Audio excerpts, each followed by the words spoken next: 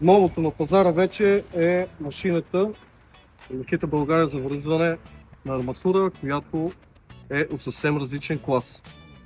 Като основни разлики на машината: няма канала за почистване, който имахме при старата машина.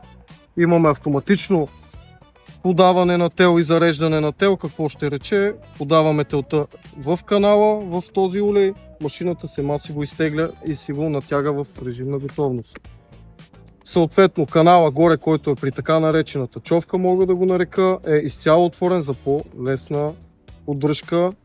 Нещото, което беше при старата основна грижа. Здрава връзка, единична, с степени на натягане за по-големите арматури и за по-малките. Работеща вече на нашата нова платформа 40 волта XGT, която осигурява надежност, стабилност и много продължителна работа.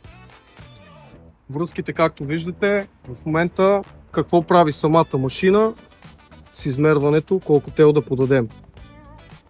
Реже толкова и връзва толкова, колкото ни трябва, като това се получава по много прост механизъм или сряза е след стягането.